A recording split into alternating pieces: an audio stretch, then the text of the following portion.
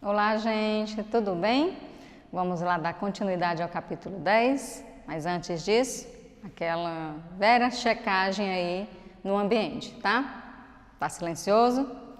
Tá iluminado? Tá? Pega o seu caderno, pega o livro, lápis, borracha e caneta para possíveis anotações, tá? Antes da gente dar continuidade, vamos relembrar, aliás, nós não temos hoje o lembrete, tá? Mas relembrando o que nós estudamos na aula passada, nós estudamos um texto, tá? Uma notícia e em seguida uma tabela, os dados da tabela, que trazia informações a mais sobre o assunto estudado na notícia, tá? E hoje nós vamos trabalhar na seção Compreendendo a Língua sobre numeral. Uma coisa vai complementar a outra, vamos já entender por quê. Porque eu estou trazendo aqui de novo a tabela que foi trabalhada na aula passada, tá bom? E vamos relembrar, porque numeral nós já vimos nos capítulos anteriores, tá certo? Numeral é uma classe de palavras que envolve aí os números, tá? Professora, e aí, é matemática? É português? É língua portuguesa, mas trata da escrita dos numerais, tá bom? Então, a tabela a seguir é uma adaptação da que aparece na abertura deste capítulo. Faça a leitura e veja se você consegue identificar a diferença entre elas. Então, na aula passada, nós trabalhamos uma tabela. Vejam, vamos comparar aqui. Conseguiram perceber alguma diferença? Veja que nós temos as imagens, né, na primeira coluna das espécies ameaçadas de extinção. Na segunda coluna, nós temos agora o quê? Quantidade de estados em que podem ser encontradas essas espécies. E a terceira coluna, a principal ameaça. O que está causando essa ameaça de extinção? Então, responda. A diferença entre essa tabela e a tabela vista no início do capítulo. Para isso, vamos comparar? Vejam as duas. A tabela anterior e essa. O que é que tem de diferente? Se você observar direitinho aí, a diferença está na segunda coluna, na coluna aí do meio. Por quê? Porque agora, né, a tabela contém números na segunda coluna. Anteriormente tinha o nome dos estados. Tá? Qual foi a alteração feita? Em vez dos nomes, foram colocados os números correspondentes à quantidade de estados em que se podia encontrar essas espécies. Tudo bem? Vamos lá?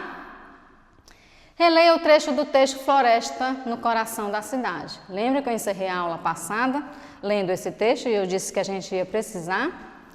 Vejam aí o texto. Até hoje já foram registradas na Floresta da Tijuca mais de 1.600 espécies de plantas, sendo que mais de 400 são consideradas ameaçadas de extinção. Quanto aos animais, há cerca de 330 espécies, entre aves, mamíferos, répteis e anfíbios, sem contar os muitos invertebrados como insetos e aranhas. Vejam que estão circulados aí alguns números, né? E esses números aí estão indicando o quê? Uma qualidade, uma quantidade ou uma escassez, uma falta, tá? Tenho certeza que vem trazendo aí a quantidade, que é justamente uma das funções dos números, né? Trazer a quantidade. Então, por que os números no trecho não estão escritos por extenso? Porque que eles estão aí em formas de numerais, né? Não estão por extenso, escrito com palavras. Como era ali um texto, né, para ser mais objetivo e ganhar mais espaço, tá? Para utilizar menos espaço e ser mais objetivo. Por isso que eles não estão aí por extenso, utilizando numerais, que são símbolos, né? Relembrando. A tabela e o trecho do texto Floresta no Coração da Cidade apresentam vários números. As palavras que nomeiam esses e todos os outros números são agrupados pela gramática em uma classe de palavras denominada numeral, que você já estudou no capítulo 4. Lembra como eu falei que a gente está estudando novamente? A classe dos numerais inclui as palavras que indicam quantidade, ordem, fração ou multiplicação. Vamos relembrar, os numerais podem ser classificados em cardinais, indicam uma quantidade, nós temos um exemplo aí, 1, 40, 2, 1000, infinitos números. Ordinais indicam uma ordem determinada, uma sequência, alguns exemplos aqui, primeiro, quarto, 30º, ou indica aí uma colocação, seja num concurso, né, seja em algo que você fez. Então, o numeral ordinal ele vem trazendo também essa colocação, tá? Que não deixa de ser uma ordem, né? Multiplicativos indicam a ideia de multiplicação de quantas vezes algo foi aumentado, exemplo, o dobro, triplo, cêntuplo e etc. Fracionários indica a ideia de divisão, de quantas vezes algo foi dividido, tá? Exemplos, meio, 1/3, 2/10, etc. Geralmente aqui quando vocês vão comer a pizza, né? Vem ali, a pizza vem fatiada em pedaços, e aí você com 2, 3 pedaços, você utiliza justamente essa numeração aí para indicar isso. Comi meia pizza, comi 1/4 da pizza, né? Tá, ok? Vamos lá. Releia a tabela do texto com outra adaptação. Vejam que a tabela agora sofreu mais uma adaptação, aquela tabela primeiro. Vejam que tem falando aí plantas e animais, não vem mais aí as imagens, tá? Na primeira coluna vem aí a colocação de espécies mais ameaçadas, quem está em primeiro lugar, em segundo e terceiro, e os animais também. E as espécies de animais de plantas ameaçadas de extinção, o nome, aí na segunda coluna, na coluna do meio, e na última coluna vem a quantidade de estados em que podem ser encontradas. Então vejam que a tabela sofreu aí mais uma adaptação. Então, que tipos de numerais aparecem na tabela e o que eles indicam? Vamos lá? Pensem aí um pouquinho, olhem aí a primeira coluna e a terceira coluna. Que tipos de numerais são esses? De acordo com o que nós já estudamos. Na tabela aparecem numerais ordinais, que indicam a ordem e classificação das espécies mais ameaçadas, e numerais cardinais, que indicam a quantidade de estados em que essas espécies podem ser encontradas. Então, veja que aí tem dois tipos de numerais, tá? Exercitando. Analise o anúncio publicitário a seguir. Saúde em primeiro lugar. Há 20 anos trazendo segurança para você. Vocês conseguem encontrar aí um numeral? No anúncio aparece o numeral cardinal? Se sim, o que ele indica? Conseguiram identificar aí? Eu consegui. Sim, o numeral 20, que indica a quantidade de anos que a empresa oferece seu serviço, ou seja, há 20 anos ela vem oferecendo seu serviço. Então, esse 20 aí é um numeral cardinal, indica a quantidade de anos de serviços oferecidos, tá? Por essa empresa. Segundo a publicidade, o que é mais importante para a empresa? O que é que ele diz ali? Saúde em primeiro lugar. Então, a saúde de seus clientes, tá? A saúde está em primeiro lugar. Que palavra foi utilizada para indicar essa importância? Palavra primeiro, tá? Nesse caso aí, primeiro tem essa função. O numeral ordinal também tem a função de indicar a ordem, mas também pode ser utilizado para mostrar a importância de determinado elemento em relação aos outros. Ele está trazendo aí a ordem de importância. Quem é que é mais importante? A saúde, tá? Vem em primeiro lugar.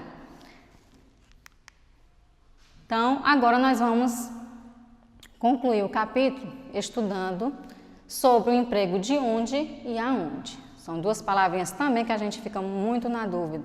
Onde empregar cada um? De que forma eu vou empregar cada um, não é verdade? Vamos observar as frases a seguir. Na frase A, tem assim: onde você mora? Na frase B, aonde você vai?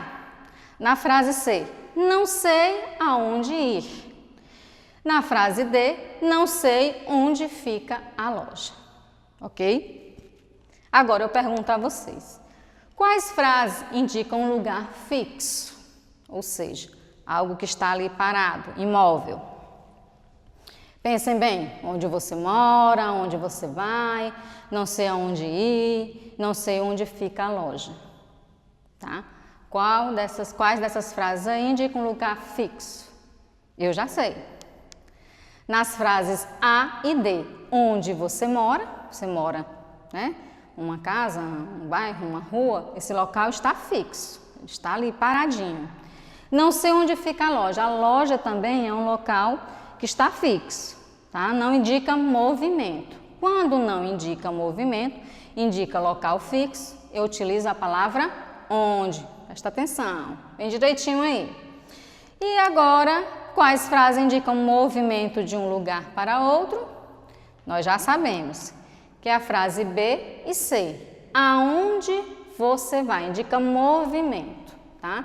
Está indo para algum lugar. O verbo ir, ele é muito importante aí nessa identificação. Se tem ele, tá? Você já identifica que você vai usar juntamente ao verbo ir, o aonde, ok? Movimento, sair de um lugar para outro. Então, não sei aonde ir. Então, já ficou fácil. Vamos ver se é isso mesmo? Ao empregar as palavras onde e aonde, é comum haver dúvida. Veja quando usar cada uma delas.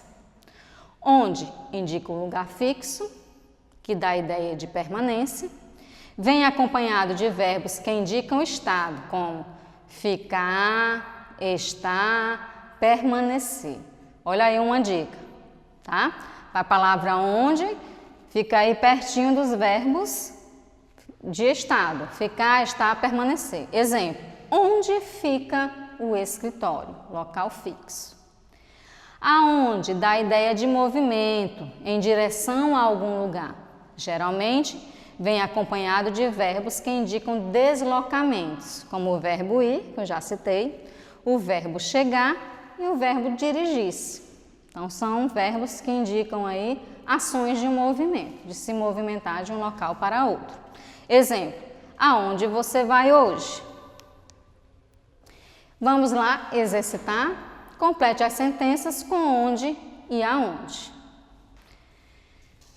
Vejam aí, será que é onde ou aonde você chegará com esta velocidade toda?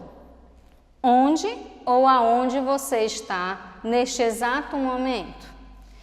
Este é o local onde ou aonde trabalho? Você vai buscá-la onde ou aonde? E aí, já conseguiram descobrir? Vamos lá analisar a primeira frase. Aonde você chegará? Veja que nós temos ali o verbo chegar, que indica movimento. Se indica movimento, então utiliza a palavra aonde. Item B.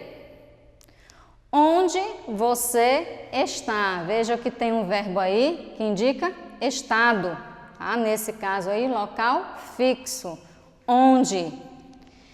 Este é o local onde trabalho, ok? Local fixo.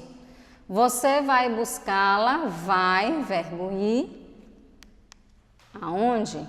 Ok? Tenho certeza que ninguém vai mais errar depois dessa, tá certo? E aí, relembrando o que nós estudamos no nosso capítulo, nossa sessão para relembrar, no início do capítulo nós vimos aí sobre tabelas, tá? Que são utilizadas para complementar ou para trazer, né, dados a respeito de uma pesquisa, tá? Coleta ali dados e organiza numa tabela para ficar melhor de entender, ok? Nós também vimos aqui sobre as palavras onde e aonde. Uma indica lugar fixo, a outra indica movimento, tá? Nós também estudamos sobre numerais. Relembramos do capítulo 4 o que nós estudamos, que foram os numerais. Novamente trabalhamos no capítulo 10. Então, tudo que foi visto nesse capítulo, gênero textual tabela, do campo de atuação práticas de estudo e pesquisa, leitura e interpretação de texto, tá? Nós também lemos um outro texto a respeito, né? Lá da Floresta da Tijuca, onde existia um espaço lá onde ainda existem espécies, tá? Que ainda estão preservadas de uma certa forma, que a gente precisa cuidar. Vimos também o uso de numerais cardinais, ordinais, multiplicativos e fracionários em textos e o emprego das palavras onde e aonde, tá? Com isso eu concluo aqui o capítulo 10.